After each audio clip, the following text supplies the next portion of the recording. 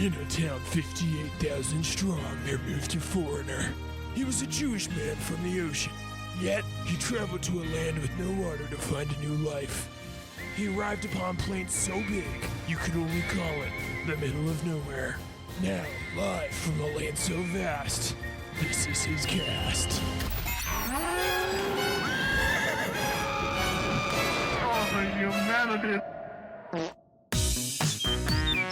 Cowboys, cowgirls, studs, mares, and farmers of all ages. This is the Middle of Nowhere cast with your host, Robby. In the current political climate, as they can say, I guess, everybody's always talking about the current political climate, like it's some huge deal or something like that, but I don't know. Everybody's like, politicians seem so far out of reach.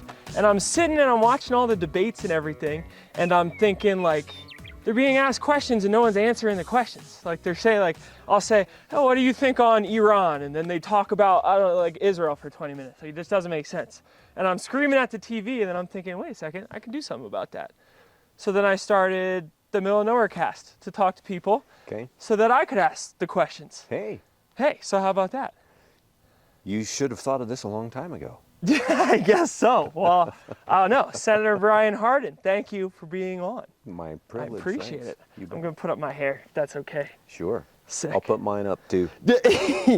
Well, can I start by, well, not really start. We've already been talking for a little bit, but start by singing praises of your state for a second. Sure. I am obsessed with this place. Like, it is awesome. Nebraska is one of the most intriguing states in the entire nation. What makes you say that?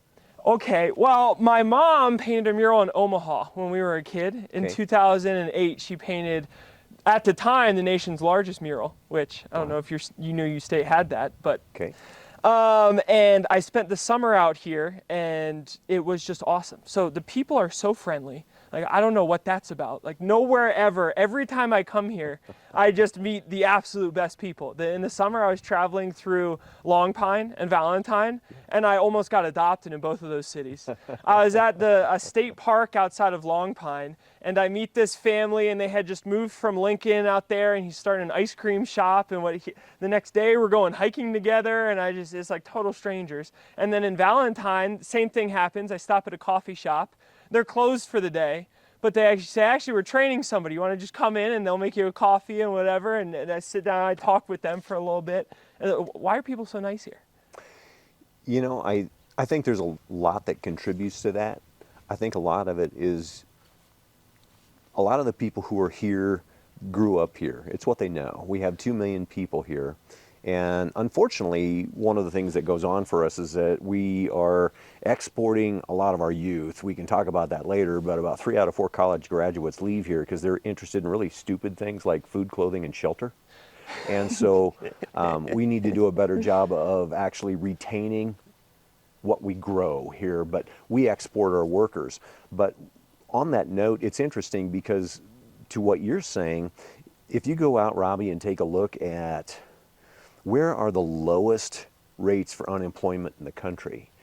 For example, during COVID era, you're sitting in the middle of where we had less than 1% unemployment in Scottsbluff County. Ooh. And so people here work, and and that's all across Nebraska. And so there's really a sense of bloom where you're planted, and just, what if you had 1 million? What if you had 1 billion? What would you do then? I think a lot of people here just have a very pragmatic sense. A lot of that comes from faith. There's a lot of people here who trust God for their lives and what goes on with their worlds. And it doesn't mean we don't have problems. Our problems are as profound as anywhere else. But there's a strong sense of, and then what? Once we have all of something else, what do you do then? And I'm proud of our people because a lot of them know how to hunt. They know how to fish. We don't have mountains here. We're tragically short on oceans. And so it's the kind of thing where they make fun, they make memories, they invest in one another well, and there's a strong sense of community wherever you go, and I think that's at the root of it. Then I wonder why are so many people leaving then? Because the picture you just painted is like, it's so great, and I agree with that. But then, you know, it comes down to, like I was saying a moment ago, if you want to have a meaningful job because you went out and you got this expensive degree, yes, right? Mm-hmm. Well, where do you go in order to pay for that stupid thing, right? And so I can tell you, unfortunately, we don't have a great tax policy in Nebraska. And you have to have that. Wow, is that dull? Let's talk about tax policy for the next hour. Let's do it. Does that sound sexy for you? Legislative Bill 383. Let's get into it. Okay. But, you know, the bottom line is that you have to have the kind of tax environment that attracts job creators. We don't have that in Nebraska. And so if you don't have job creators, guess what you also don't have? Jobs. Because you've got to create the environment. If you build it, they will come. What about like tech hubs though? Like Omaha is like, every time I'm there, it seems like there's a new skyscraper there. No or no? Am I seeing that wrong? You're seeing that wrong. Oh, and okay. the reason you're seeing that wrong is, you know, it's not just a matter of maybe what's shiny and new, but when you take a look at, for example, 20 of our sister cities who are about the same size. Mm-hmm. Unfortunately, Omaha's coming in towards the bottom of that when you're looking at communities of about 1 million people. Okay. In terms of like taxes or business growth, or like what metrics? Well, you see, they're inextricably linked, those taxes and business growth thing, right? It's not just about corporate taxes, it's about individual taxes. And so all of those things work together, as well as many other kinds of taxes. And that's why I say the tax policy in Nebraska definitely needs to be reworked start to finish. Okay, you brought up two things that I did want to get into anyway, taxes and religion, but where do you want to go first? Hey. I'll let you choose. You know what? It's Thanksgiving. Let's just alienate everyone with both. Okay, perfect. This is going to be... Politics and religion. Let's teach everyone how to blow up the Thanksgiving table. This is going to be a great podcast. I'm already... I love it. So... You guys had, Nebraska runs an extremely high budget shortfall, as I've come to realize. Your current shortfall is $289 million, about 451. Oh, I was off by half. Well, keep trying, but yeah. Okay. Keep up. How do you create incentive tax structures when you already don't have enough money to go around? Like how do you justify extending the tax, what am I trying to say? You see what? First of all, let me say this. In 2023, I was a part of the legislature that passed a new tax policy proposal because in 2022 and before, our taxes were literally what the Tax Foundation called probably the 6th worst package of taxes in the country. Okay. Okay. In 2023, we voted to change things, and they're incrementing down in personal taxes, corporate taxes, unfortunately, property taxes. That's what we all have hair on fire moments about here, really, are the property taxes. They're significantly, they're 6 times the size of Wyoming. Okay. Okay. What are the property taxes here? We average about 1.7 across the entire state. So there's 93 counties. The counties determine those mill amounts. The problem everywhere, not just Nebraska, is the valuations. Right. And so you can do something about controlling mill. You can do nothing about controlling, well, how much is this house or that house or any farm worth? Yes. It's worth what someone will pay for it, right? Of course. And so anyway, when you look at all of those, in 2023, we basically said, let's increment this thing down, because when you look at taxes, part of it is, Robbie, you've got to look at the states around you. And you got to go, okay, who has chocolatey goodness going on here? We got some chocolatey goodness. And who doesn't? You're exactly right. Wyoming has a lot to be envious of, really does. Not only the property taxes, but you guys have no sales tax. We have no statewide sales tax, but That's correct. we have county tax. And so what you do have then is basically meaningful kinds of sales taxes, which I'm fully in favor of. Consumption tax. In other words, you don't get taxed on things you don't buy. That's true. You get taxed on the things you use. And so as opposed to just, gosh, I live here, and the challenge of having really high property taxes. Is that high? I don't know property, so I know nothing about property It does. tax. So you're looking at, call it $3,000, $4,000 a year for most people for their homes. that never goes away. So, you know, you're going to be paying that. And so many people will say, I paid for this house 25 years ago, and I'm actually having to put more away now than I used to pay for my mortgage just to pay for my taxes. It will never go away.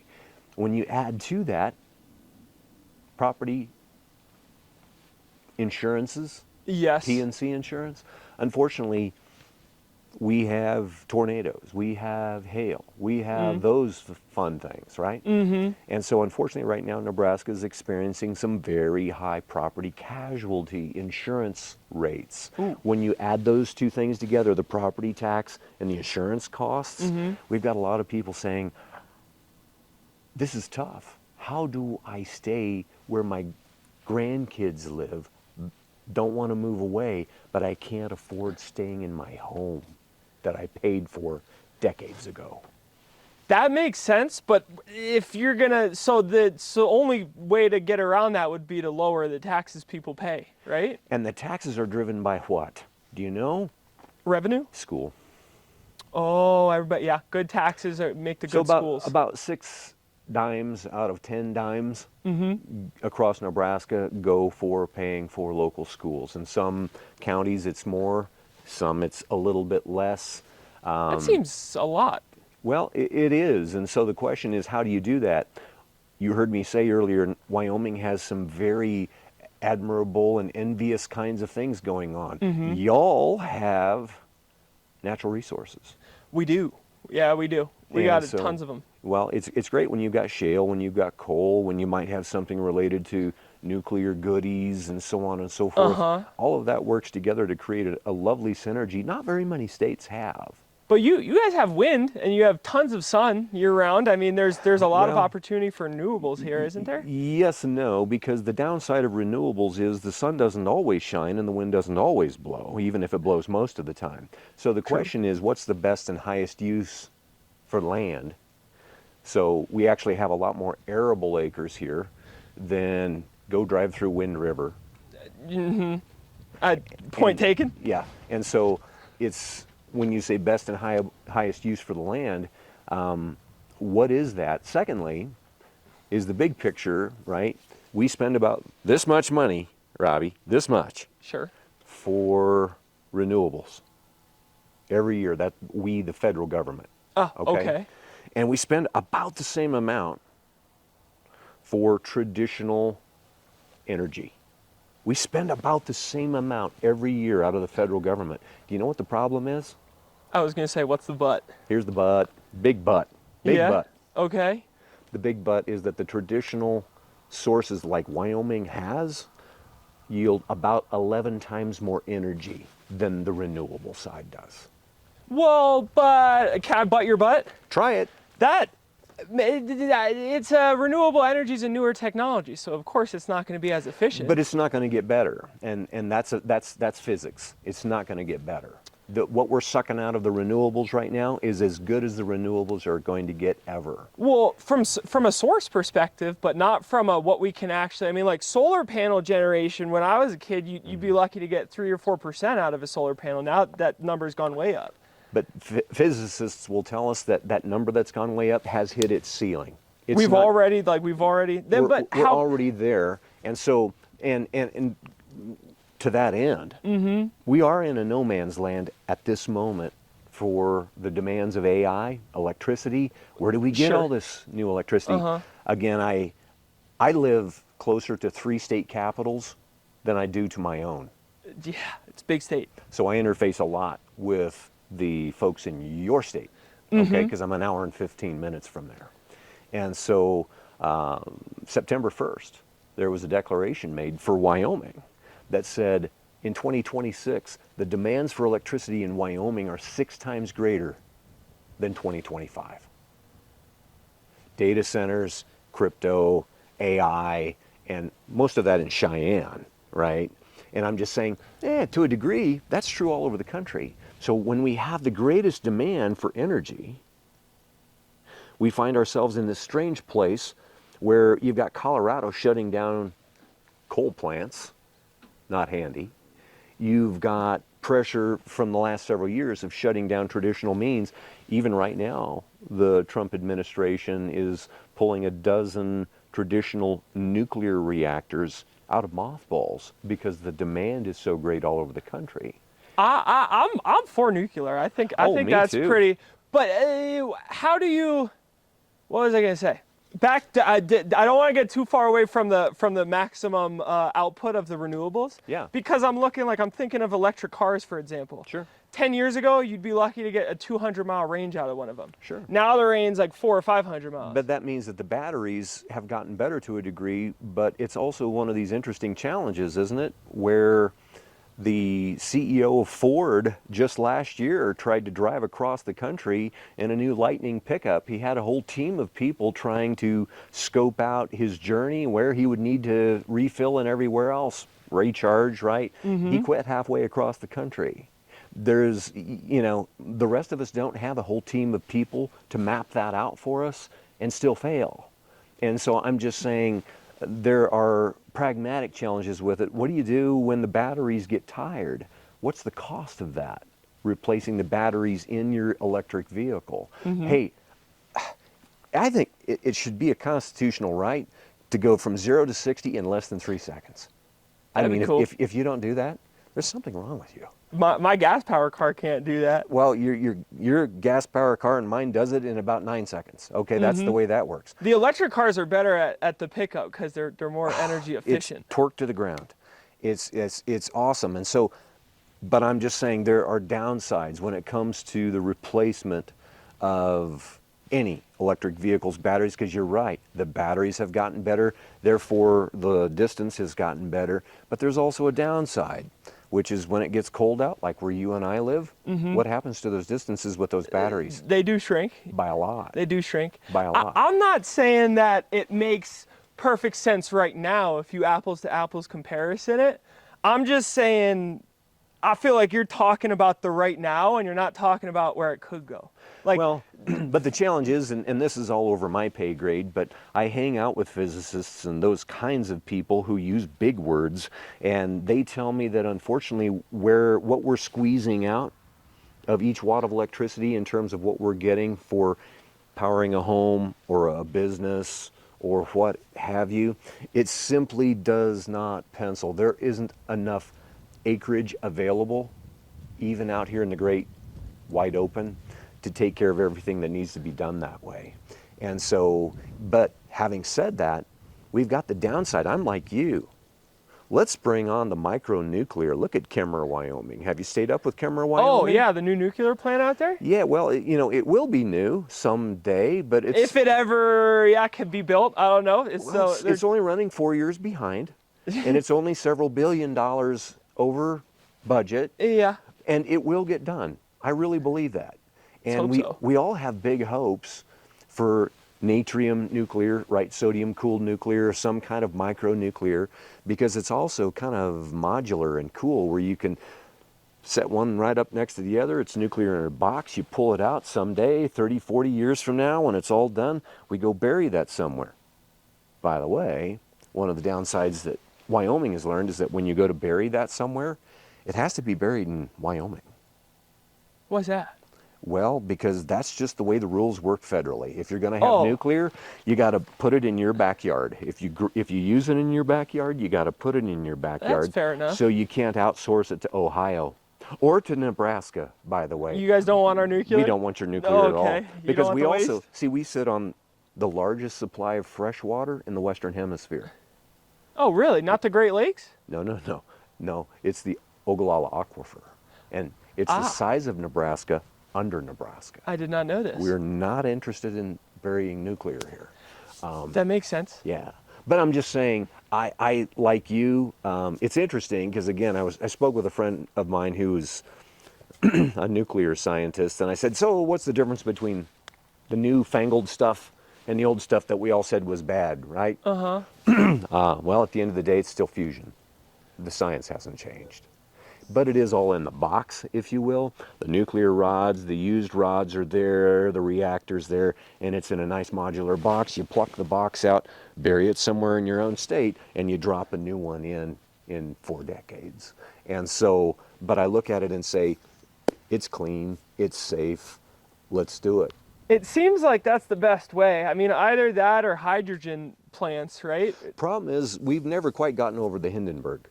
Which makes sense, but that's something I see in the world a lot all the time, where there's like one bad thing happens, and I'm not minimizing how bad the Hindenburg was. Like that was a pretty bad day.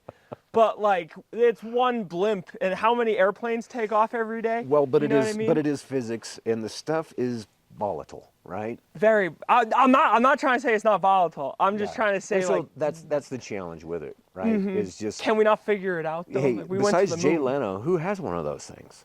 A car, right, that runs on it, for example. Oh, well, nobody right now. But And so- that's the point. Well, and so same way though. I mean, there's all kinds of fun stuff on YouTube, right, about water cars. I've never been very interested in it, but I've heard about it. Well, it's just interesting because when you're taking a look at how, at the end of the day, what does nuclear actually do? It fires things up and powers things and makes them go round and round, typically with, Steam. yep, So water. And so, just saying it's kind of interesting. But we live in an exciting time. I mean, look at the options.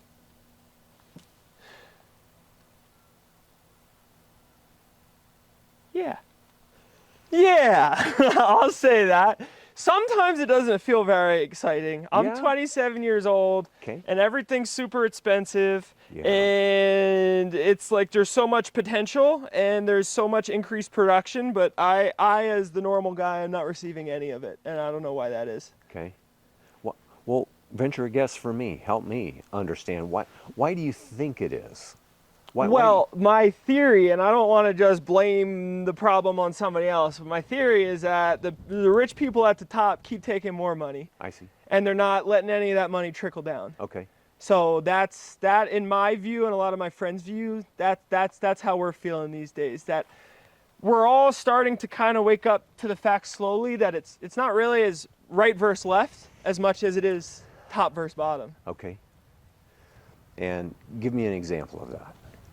An example of that would be healthcare executives making millions and millions of dollars. My insurance premiums just went up 550% for Okay. next year. Okay. And why am I paying more and my coverage is going to be worse while they just got big pay increases? Gotcha.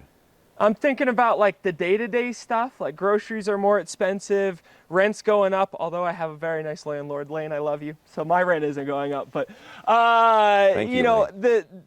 like just the day-to-day like life stuff is Yes. all getting more expensive. Yes. And it affects the people it affects, and then if you're of that class that doesn't really have to worry about the day-to-day stuff, Right. why would you care? You know what? when Obamacare came out in March 23rd, 2010. Uh-huh. Yeah, it I destroyed. was not yet on health insurance, but It destroyed a business that I built, and so it got my attention. Okay, and so I went out and I actually read the bill. I remember Nancy Pelosi saying, "Well, we'll have to pass the bill in order to read it and see what's in it." Doesn't make sense. And so anyway, I did that. I went out and I read the font I printed it at. It was about 2,800 pages of pure joy.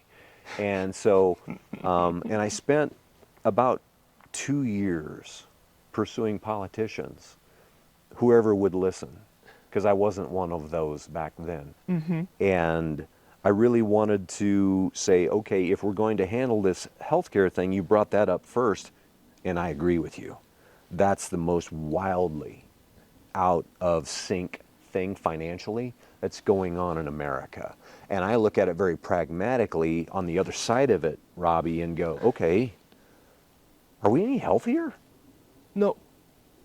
I agree with you on that. We're And not. nobody, And so, yeah. I don't and know. the fact is, there were those wags out there, wankers like me, that were saying, when you do this Obamacare thing, you're not going to end up with healthier people. Yeah. And that should be the goal. What you're going to end up with is a whole new system, and I would contend that was the whole agenda of the Affordable Care Act, was to create a system that would suck up between 1/5 and 1/4 of the total economy. Because it was absolutely true, and what was evident then is evident now, is they weren't interested in helping people to actually become healthier. That's true. Just shove. I feel like the problem is you're shoving prescription medications down everybody's mouths, and you're not saying, "Hey, fast food might be the culprit here. Like, we can give you this pill and make you lose weight. You could also eat less and exercise more. Maybe, I don't know." Well, or is that, I don't. You're the chair of the Health and Human Services Committee am. in Nebraska. For everybody that is not sitting here doesn't know that. Yes. So, what is your in 2 minutes? How do we make everybody healthier? You know Leaving what? health insurance out of it for just a moment. Okay, so let me give you this with, let's start up at 1,000,000 feet and then we'll come down to 10 feet. Okay, How's that? I like it. I think it is the kind of thing where in life there are circles of responsibility. Kind of like concentric rings on a target. Start with a bullseye, right? Yep. Then around that a little bigger circle and then a little bigger circle. So like I'm we're with playing ya. darts. Yep, Okay, all I'm right. with you. I think that bullseye is you and me, and we get to make decisions. Yay, America. That's what we do here, is make decisions. Freedom, baby. Baby. And that freedom to do that is not something that everyone else in the world has. Then you also then have the family. That means we've got other people that, rely on us. We toss in with, someone else, and we start building a family. Outside of that, I'm going to say you've got the church. Okay. The church has a social and public responsibility. And outside that, you've got government. Back to your question, I think, Robbie, anytime you take any one of those things and they start operating outside their lane, that's where it feels like encroachment is happening. And it feels that way because it is. Sometimes if I fail as an individual, my family has to step in and I make life, hell for them, right? Sure. If the family starts falling apart, right? We get divorces happening, other kinds of brokenness, and I'm not casting stones, I'm divorced, all right? I get it. You start falling apart. But when that starts happening so frequently that you need someone else to step in, say the church. And the church needs to step up and step in. When you have churches that make mistakes and don't perhaps have the influence that they should in society, that's a level of brokenness. Same way for government, right? When the government starts interfering with the individual's choices, it feels wonky because it's supposed to. So are you saying that on this circle that you drew, it's okay to go outside in, or it's not, or it's okay to go inside out? I think where's the I think there's a both and when you go out, the whole idea though is you go out, you touch it, you fix it, you get the heck out of that lane, and you get back in your own lane. So back to your health. Hopping in and out. And the problem is, government likes to be in all of the lanes. That's the problem with government. You have to throw it out. You have to kill it when it gets into the wrong lane. Back to your health question. The best place to make that decision for you and for me is at the individual level. And so for me, man, I don't want to. This short little, mom was Polish, this short little Polak body that you're looking at right here, man, it wants to be 5, 10, and 300 pounds. It just does. Yeah. Okay, I need to find that movie role that wants me to, hey Brian, we need you to play a mafioso and you need to weigh 290 at the end of next month. I could do it. Okay, I cool. know I can. I know I believe in me. And I have to make decisions, and I just know people my age, I'm 60, who it's like they don't seem to work all that hard at not being, a chubby bunny, and I kill myself not to be.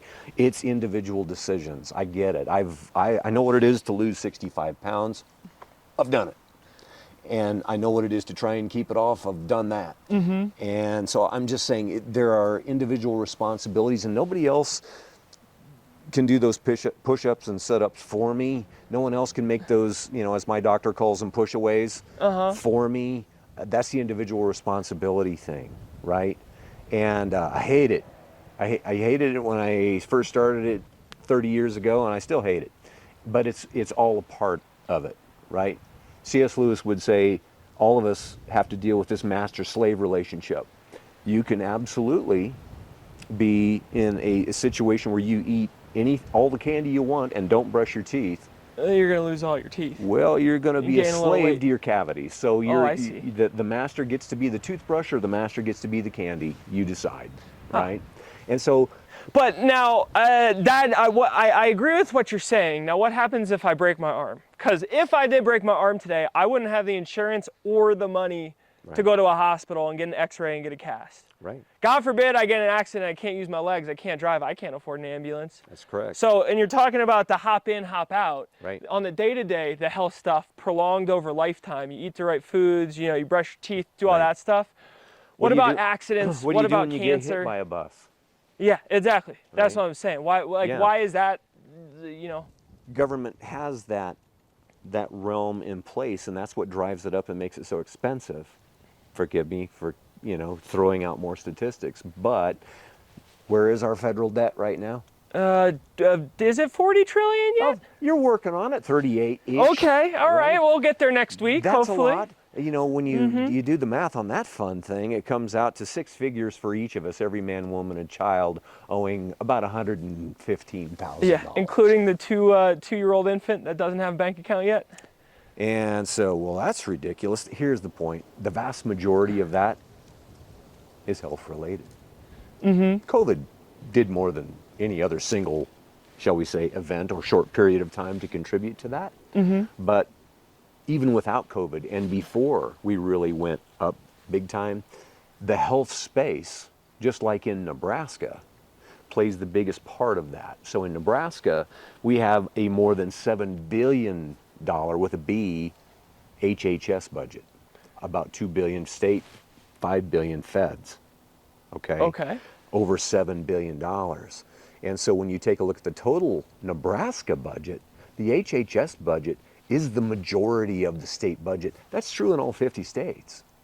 And that's true of our national debt. How do we bring that down, though? Because if we're paying more than any other developed nation on the planet for healthcare, and it's not even free, Right. and every other nation has it completely free. Actually, they don't, because keep in mind that it always gets paid for by someone. Taxes. And so it gets paid for by taxes, and so there is no such thing as a free health Well, care. I guess what I was trying to say is if per dollar of taxes, if more of my tax money goes to healthcare than somebody in my exact same situation in Canada, why is theirs free and I still have to pay extra on top of that? But you keep using that dirty four-letter word FREE, and I'm saying it doesn't exist. Not free, taxes, but Yeah. my healthcare taxes are higher than their healthcare taxes, Right. and I pay insurance premiums on top of that.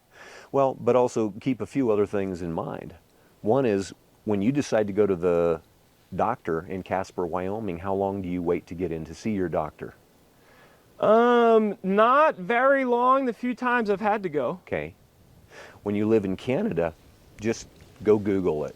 How long do you wait to get in to see a visit for the sniffles? How long do you wait to get in to see a specialist? How long do you wait to get in with a sports injury? How long do you wait to get in? It's supply and demand. And so when you create socialized medicine, as they have it anywhere in the world, including in Canada, you're going to find waiting lists, waiting lines. I think I prefer that, though. It's so bad, in fact, that people who are in Canada regularly come to the United States just to get care because there's no way to get it in a timely fashion.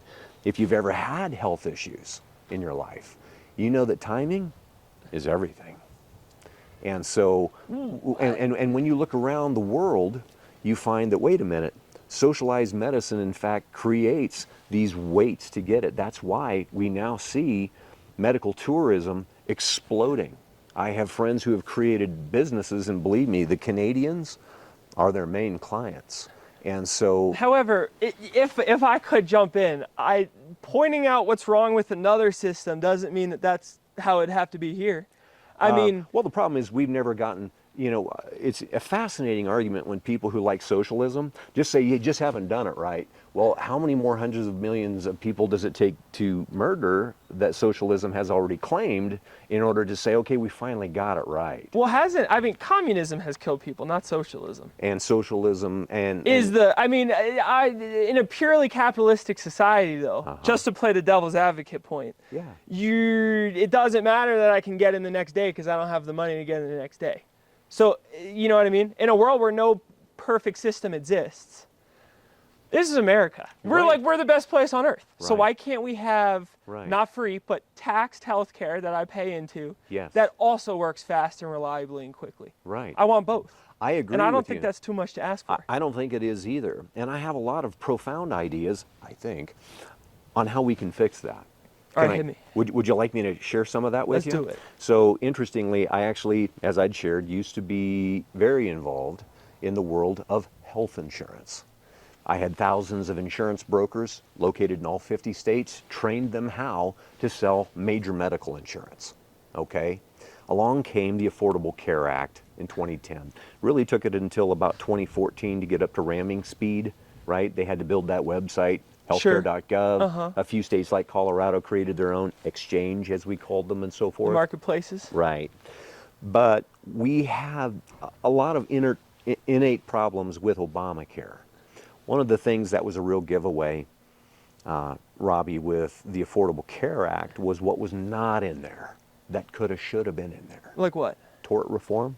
What's tort reform? Well, it's when all of a sudden, when you say we can have great big lawsuits and everybody come join it, and the lawyers get rich and nobody really gets their situation solved. That's a tort lawsuit case. There was no tort reform inside of Obamacare. That's one of the main things that is a major cost driver in our medical system. It was Okay. ignored. Why? Because the trial lawyers said, don't hurt our income. And so, well, All that right. screwed us all. You got me there. Okay. I'm for it. Just get rid of it. Okay. Boom. Gone. Secondly, we have an innate system as well with the insurance system in America. Let me demonstrate how broken it can be. We've also created, alongside of that, a number of Christian organizations came along and started trust-oriented, like revocable, irrevocable trust organizations. I won't name any of them here, but there were several that came out. Some of them got in trouble because they were really acting like insurance companies, but they weren't insurance companies, okay? But What still, is it like? I pay the church and then the church takes care of me technically medically? it's not the church, it's just an organization that is a Christian organization that says, and we're going to establish a legal trust, and you're going to pay into it, and what we're going to cut out is all of the middleman stuff that is built into I see. They're just become the insurance. middlemen themselves. Well, they are. But what was crazy about it, and still is that you can literally get coverage for your health for a fraction of the cost of major medical. Is it perfect? Nope. Is major medical perfect? When you start lining up the imperfections, you say, wait a minute, even if I don't like this Christian trust that's been established, why is it 1/3 to 1/5 the cost of what you're paying now? What did you say you're paying now? Right. Well, I didn't say what I was paying, but it just, this for 2026, it increased 550%. Hoy vey, Yeah. right? And so what's interesting is there are models out there that have literally paid billions with a B in medical claims that work differently than insurance. Now keep in mind, I'm an insurance guy. And I'm saying I don't think we're doing it in the best possible way. To your earlier point, is there something broken, right? As a society, we pay for things that we value. We evidently value CEOs of insurance companies because nobody is putting a gun to their head and saying, you have to take this money and great big bonuses too, right? Yeah. They're choosing to do it. Now, let's also be I completely... thought you were going to go a different direction when you said put a gun to their head. Well, yeah, don't go there. no, that's why I was a little, okay, yeah. No one's forcing them to take that job. Right? Yes, that's true. They're choosing Yes, to... yes. And also keep in mind that when you are in the C-suite of a big company, of any company, you can go to prison. Mm. You're in trouble for anything you break legally. Ah, okay. So that's one of the challenges, right? Go off on another bunny trail. That's one of the challenges with socialism. That's one of the challenges of a lot of that is there's no one that typically has to pay the price for their stupid decisions. But when you're in a C-suite of any company, anywhere, if you are doing something that is in fact illegal, right, then yeah, you could end up going to prison and developing really strange relationships inside those places. So I'm just saying there's a ramification, right? And so, but we value it, so we're saying, okay, let's pay to the big insurance companies, their CEOs, all this money. But to your earlier point, is it working well? I don't think it works well at all. And so that's why for myself, yeah, I'm a big supplement guy. I'm a big workout guy. Didn't used to be. Mm-hmm. It's been hard for me. But that's the lane of the individual. Well, what do we do when you need coverage and you go, I can't afford a 550% increase? Yeah. You're exactly right. We have to come up with new options. I think the trust people, the trust framework people Sure. are onto something. Because it works like insurance. It's going to trade dollars for pennies over the fulcrum of risk. That's a great idea. The insurance idea of saying, how do we take care of risk? We're going to take dollars of risk and we're going to pay pennies for offsetting that if we get whacked. Sure. Right? Yes. If it didn't exist, I would need you to invent it. Okay? We would have to come up with that. But it's already out there. The question is, do we have other ways we can do it? Now, I always make all my friends inside the insurance industry really nervous when I start talking this way. Because I also sit on the Banking, Commerce, and Insurance Committee. And I'm saying, you know what? Call balls and strikes here. It's not working for people to have costs of insurance that are actually more than their mortgage on their house. No. Yeah. That's what I'm saying. That's insane. And so there are better ways of doing it, and we have to be creative in how we engage it. And I think that there are some options out there to do it. And so that was one of the truly onerous things about Obamacare, is that if it really was all of that and a bag of chips, then why did we initially force everyone to be in it? We said it wasn't a tax. I don't know if you remember those arguments way back in 2010, 11, 12. We said it's not a tax. Well, then we finally decided fully and finally it was a tax, and they originally made everyone do it. Well, what was so insane to me about it was that when Trump was in office last time, in 2017 going into 2018, they passed a big tax package. They pulled the individual mandate out of it. Yes, I did know that. And it never got even a whimper from Congress. What does that tell you about what people understood, even on the Democrat side of the aisle, about the Affordable Care Act? They didn't understand anything. There was literally one person who stood up and said, wait a minute, should we be doing this? And I mean, it got no pushback. They didn't understand, frankly, what they were doing. I'm glad the individual mandate is gone. The point being, if it was such a great idea for everyone to be forced to do it, then why wouldn't it work? Well, it's, in a nutshell, that's what this whole shutdown that we just lived through was about. Let's continue doing these subsidies, whether people are legal or not, right, on the system, and let's grow the cost of those insurances. Your insurance has now gone up that much. It's, it's related to all of this. We have to change the entire model of how we do healthcare. Yep. All right, I want to jump out. I could do healthcare for another hour, but we don't have another hour. So let's lighten it up and play a fun game, if you want to. Or we could go into the church and government. I don't know what. Hey. Let's do halftime with the game real quick, then we get into church and government. I also want to talk about weed before I leave, so we got to move. This game is called, where the hell did you get that idea? You know Schoolhouse Rock, the song I'm Just a Bill? Yes. Well, someone had an idea, they write to their congressman, and then they decide to write it into a bill. It goes through the House of Representatives, and then over to the Senate. The president signs it, it becomes law. That's great. Cool. I get where some of these laws came from.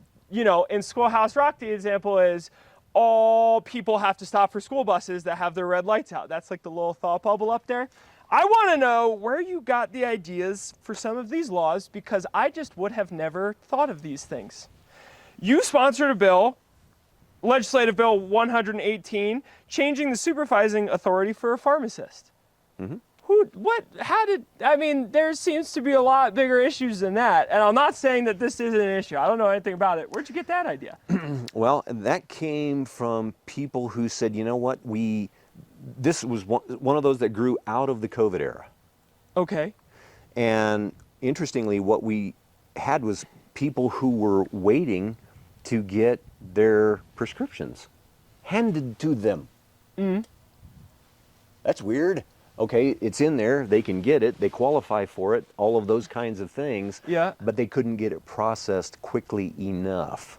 And so, does it exist everywhere? No, but it existed in certain places, and really what it had to do with is, what level of education do you need in order to go, here's your fancy Advil? right. So the bill was like pharmacist, it lowered the threshold Yeah. of what? Okay. Well, and so thank you for bringing this up, because this has to do with, I'm going to introduce you to a new phrase, medical desert. Yeah, I'm familiar. Okay, so the idea is, let me encapsulate it this way. Just in the state of Nebraska, we have 2 million people here, as I said earlier, right? Guess how many registered nurses we are short? How many? 5,400. Ooh, that's not good. And do you know how many we create new ones each year? How many? Not very many. Oh. Not very many. Okay. And so we were already about half that before COVID happened. When COVID happened, a bunch of younger nurses just said, I'm out. Okay. And so Well, now we're 5,400. This highlights the medical desert, because pick the kind of medical help you could get in EMT, a paramedic, a nurse practitioner, name the kind of person, or a doctor. Sure. Right? We don't have enough of them. Yeah. And a lot of states struggle with that. But take Nebraska. The more rural you get, the hotter that desert is. Mm-hmm. This would be a piece of that. It's let everyone operate at the fullness of the scope of what they're trained and certified to do. We want everybody safe. Yes. But we don't, want a situation where we ignore how hot the desert is. All right. I see where you got that idea from now. Yeah. Okay, cool. Next one. Legislative Bill 121, prohibiting land disposal of wind turbine blades and component parts. You been to Casper? Uh-huh. Have you seen your graveyard there? Nope. You haven't? Uh-uh. Oh, you have picked your own pocket. Oh. You have to make a promise to me. Yeah, okay. When you get back to Casper, Sure. you need to go visit your wind turbine graveyard outside of town. Will you promise me that you will do that? I can do that. I can promise you I'll do that. Do you know what they use to dig the graves for the wind turbines in Casper, Wyoming? Other wind turbines? No. Oh, what? They use the same mining equipment that is gigantic that they use in the Great Thunder Basin for mining coal. Oh. That's how many wind turbine blades are going into that graveyard in Casper. Oh, wow. And so, you know what is really crazy about those things? We have no meaningful way of breaking them up and making them smaller. They're also huge. People don't realize how big they are. They're You just- ever drive past one of those things on the highway, you're like, They're darn big. And so what's amazing is you'll watch huge caterpillars driving back and forth on them. Guess what? They're like driving over Nerf balls. They don't break, they just squeeze and do this, okay? And so they've tried cutting them into meaningful pieces, really intensive on the hours of humanity sure. to break it up. You can't smash them. They've tried grinding them. There's a couple of little companies that are saying, hey, we're putting them into a wood chipper and coming. They can't do it anywhere fast enough to take care of the problem. So what did your bill do then? Mine Yes. basically would say, If, don't, yeah.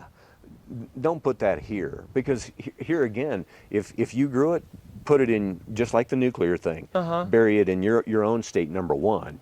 But what would you do with the wind turbines that are in Nebraska then? Well, I would say we're going to need to get out that wood chipper and be real careful about that. Okay. Again, it's always about best and highest use of the land, and so there's a key piece here. The state of Colorado has been a catch in the get-along when it has come to the Southwest Power Pool. Are you familiar with such a thing? No. Okay.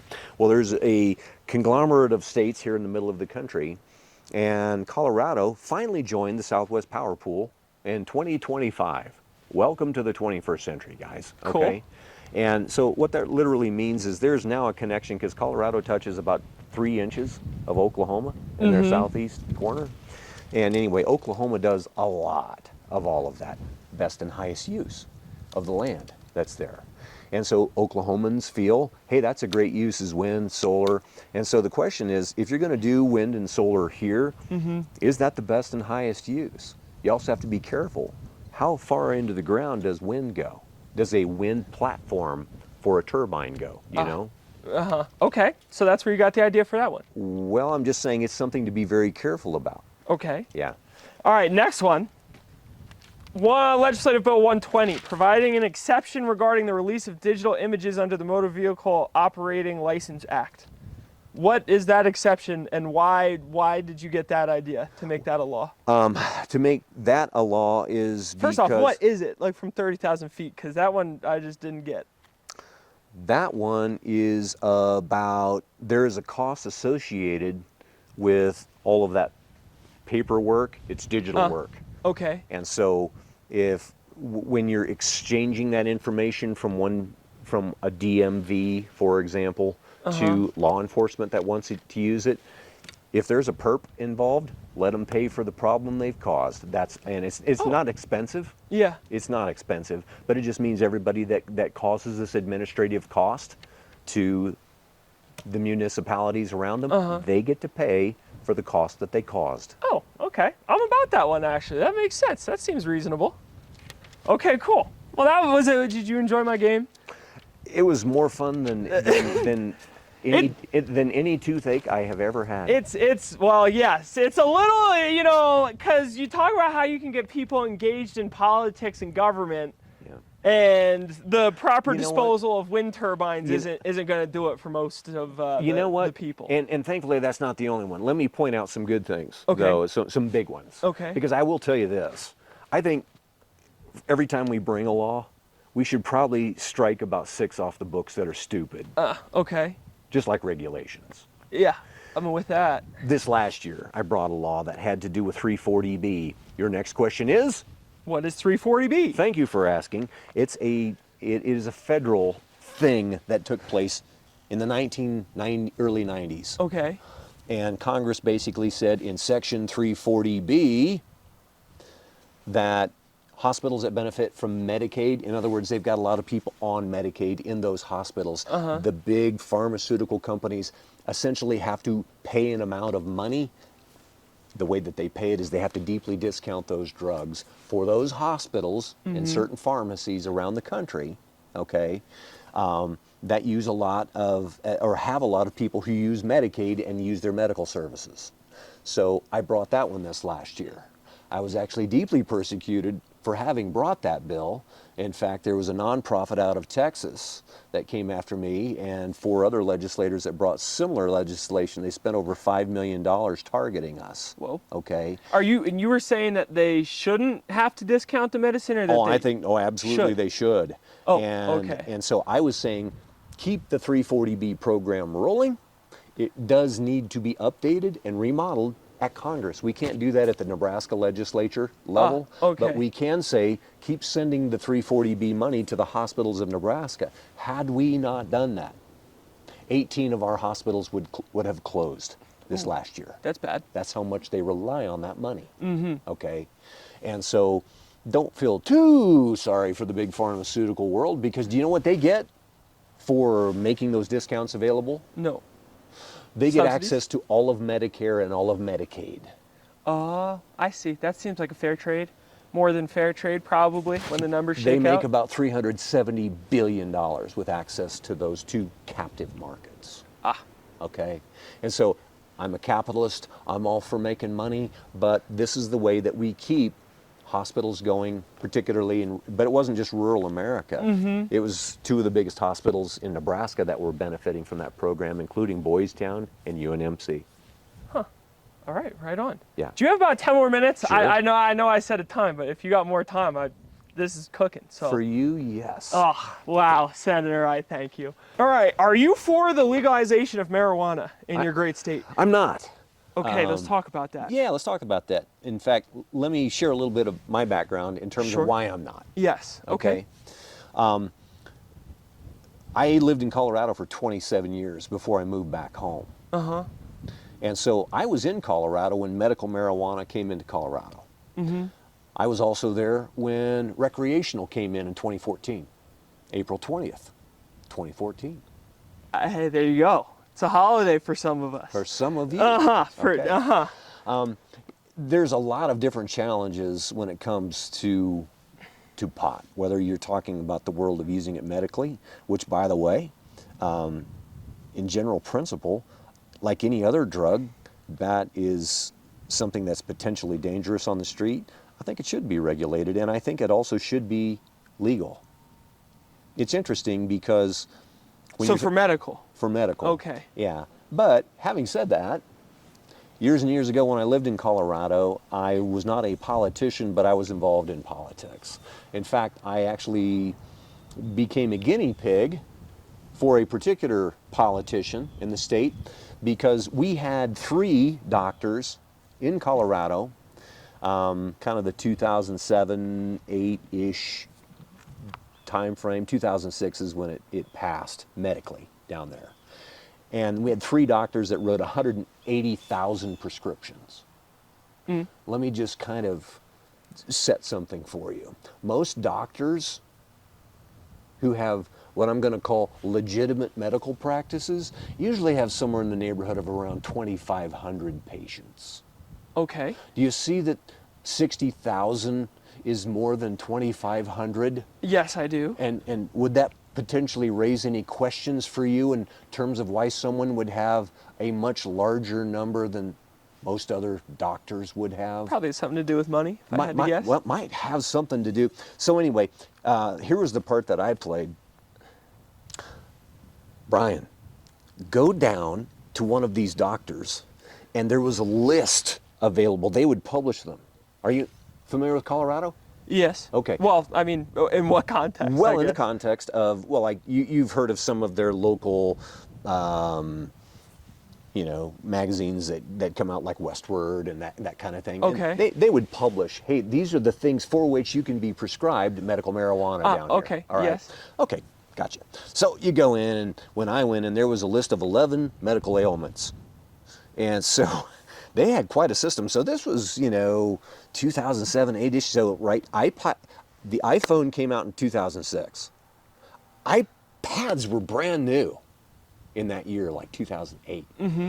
But it was interesting because they had people out on the sidewalk because it was wrapped around the building of this office. People signing up to get their medical marijuana. There was a doctor in there, right?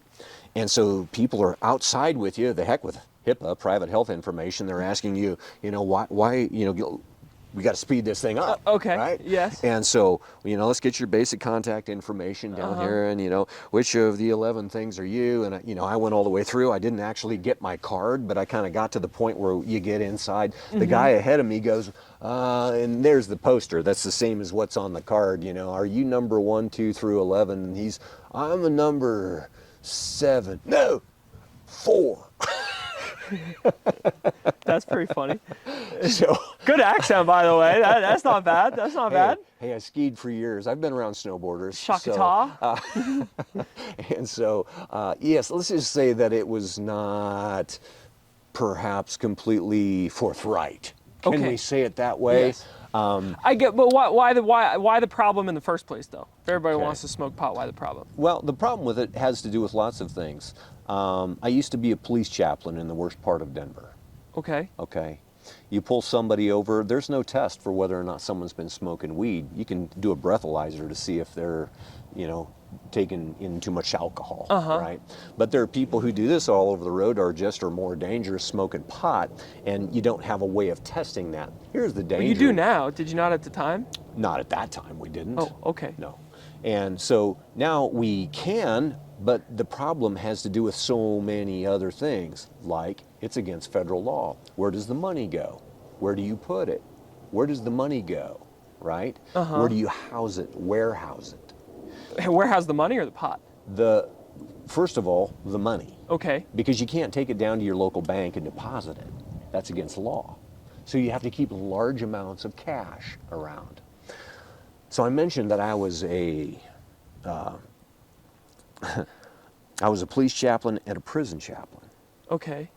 At that time in Denver. When I was a prison chaplain, it was interesting. I met this guy who was in the prison who was in trouble and in there because of a number of different felonies. And anyway, he was a part of organized crime.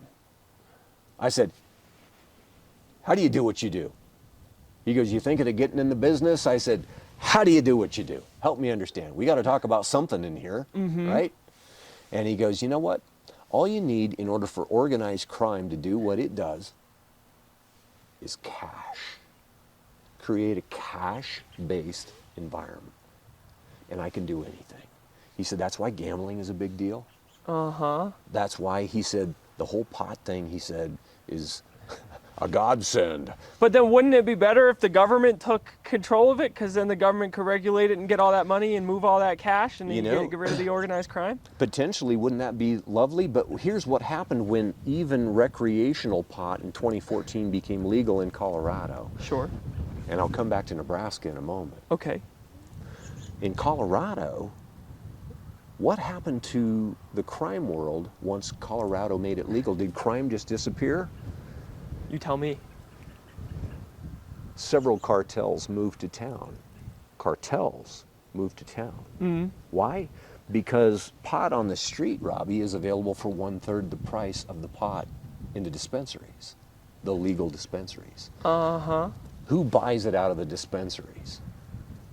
Morons from Nebraska, Kansas, right? Sure. Utah, Wyoming, anywhere else that they don't, it's the out-of-state people that, and so just take a look at the dispensaries, look at the license plates in terms of where they're from.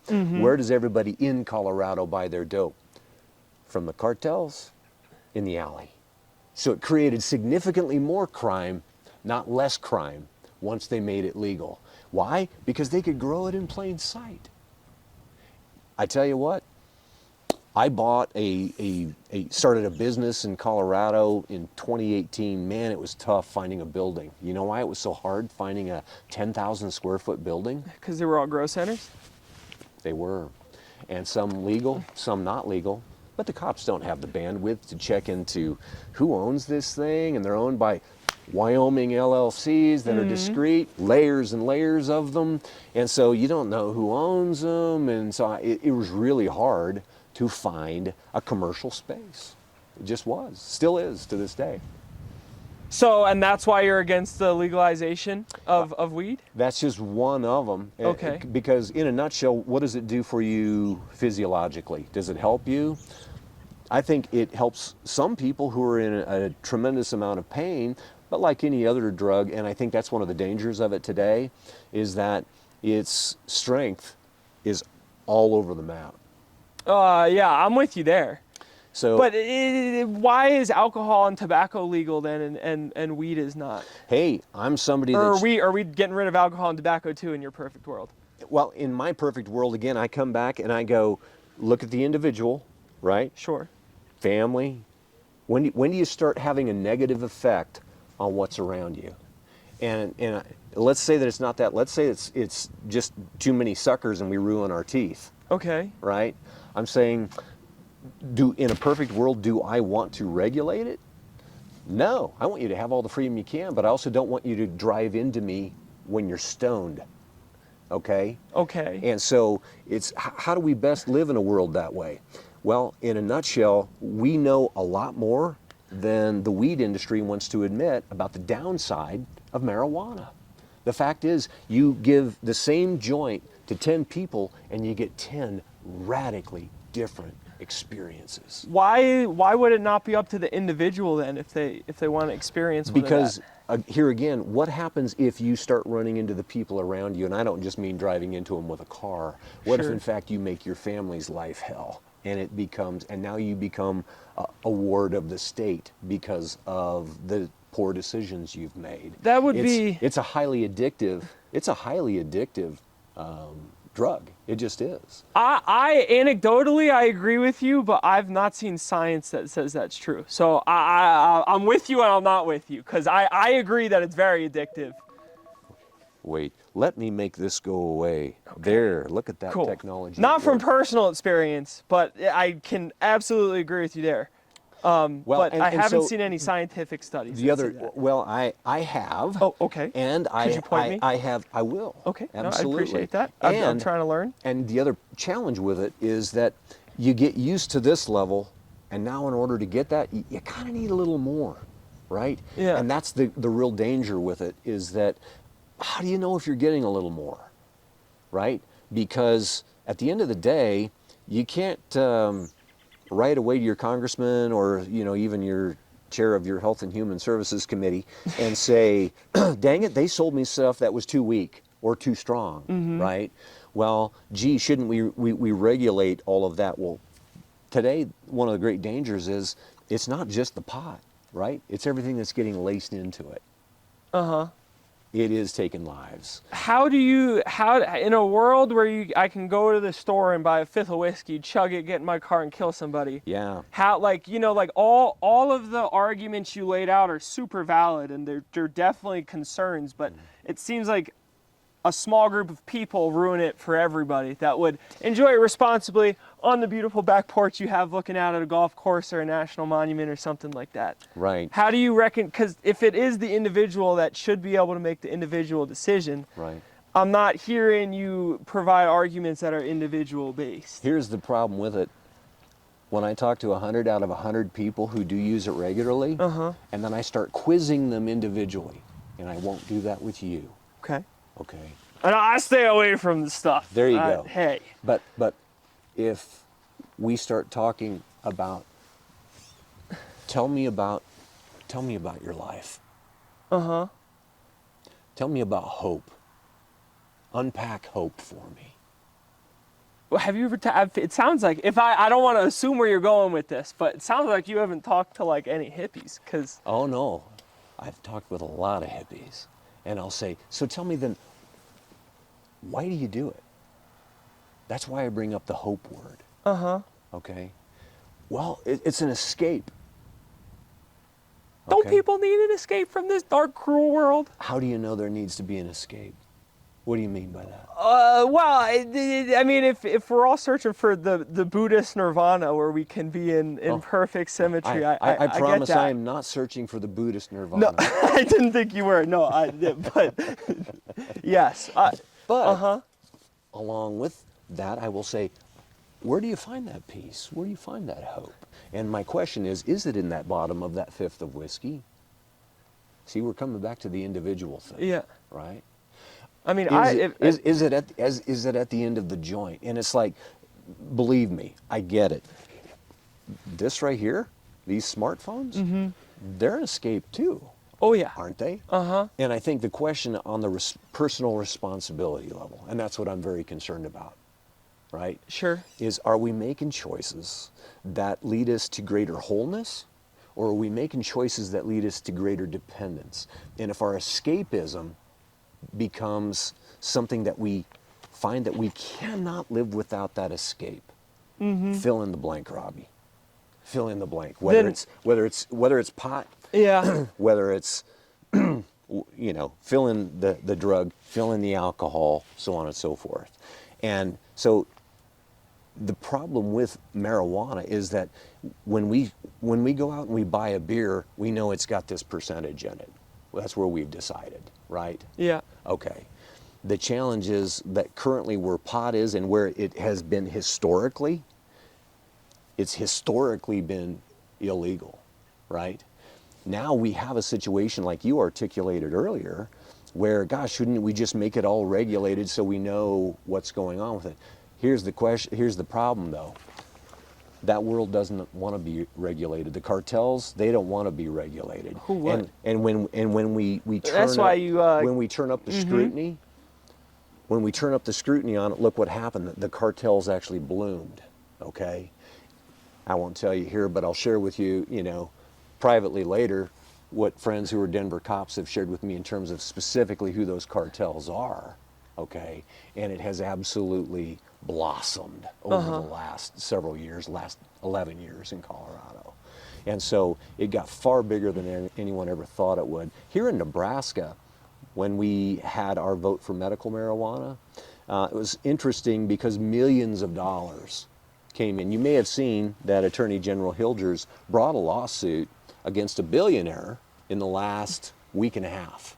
Oh, no. Who greatly influenced several ballot initiatives here in Nebraska, including the medical marijuana one.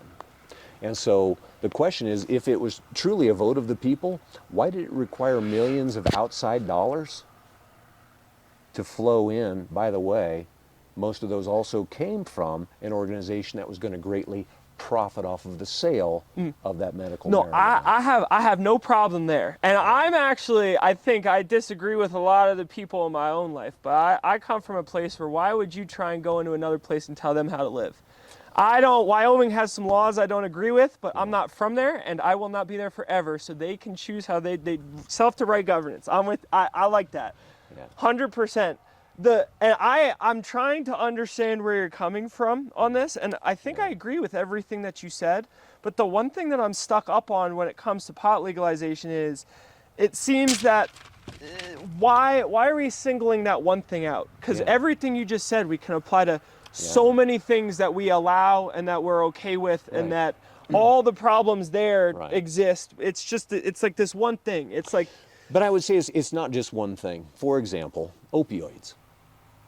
Okay. Yeah. But opioids. Well, okay. Sorry, I don't want to cut you off. No. And I think I. Because but, my point being, look at all of the controlled substance drugs that are out there in the U.S. that our FDA has said this is a controlled substance. Sure. Or our DEA has said that this is a controlled substance. I mean, if you want to talk about potency, opioids, nothing really is going to be more potent and addicting than those.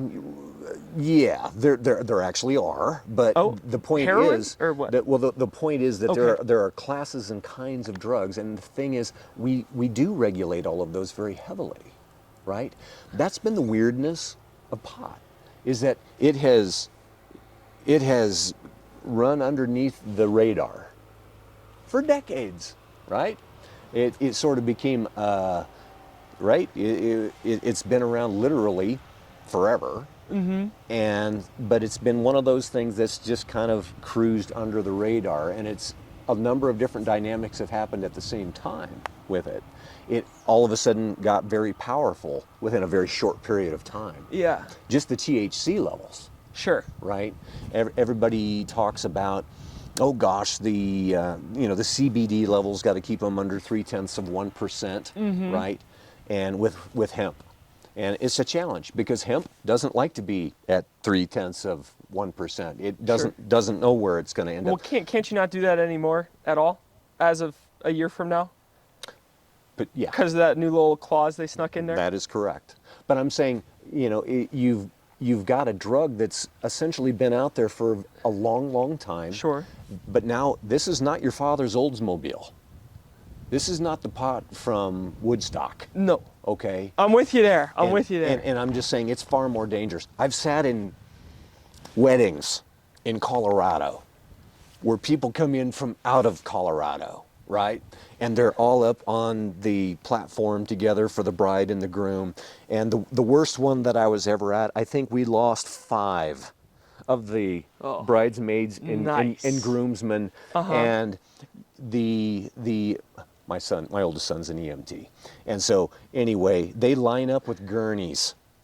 The medical personnel do at a lot of these weddings. That's funny. Because they expect people to do this, right? And so It's just to say it's not the same type of drug, and you know that's a chuckle, right? Yeah. The problem The problem is it with it isn't a chuckle. I get that. the problem does get to be very, very serious, right? I just my only I guess my remaining question would be I don't understand why pot and not alcohol, because every single thing you said could be the same way. With me, I feel that way about alcohol as well. It's, you know, can you do it in moderation? Could someone potentially do pot in moderation and it was okay? The challenge is that most people who do pot don't do moderation. You could say that about alcohol too, though. Like I'm trying, like, what's the difference? I have 3 drinks a year, and I'm really totally okay with it. And my drinks are not the size of a barrel, just to clarify. And I know a lot of people who are like that. They'll have 3 social drinks a year. You know what I mean? And I'm just saying the marijuana thing is much more of a lifestyle. Most of the people I know who use it, and again, I lived in Colorado for 27 years. I've got a lot of friends who use it. Okay, it's a lifestyle. And it's like, I know people who drink alcohol and it's a lifestyle. But I look at it and go, is it controlling me? Or am I controlling it? And Slave and the master. yeah, Hey, master-slave experience, isn't it? Yeah. And it's hard because I think what's happened with that really powerful drug that's become really erratic is it's very difficult to estimate what it's going to do to you. Again, 10 people can take a toke off the same joint and have truly a huge range of experiences off of it. And that's one of the really physiologically dangerous and unknown things about marijuana. Why is it so helpful for some people with pain?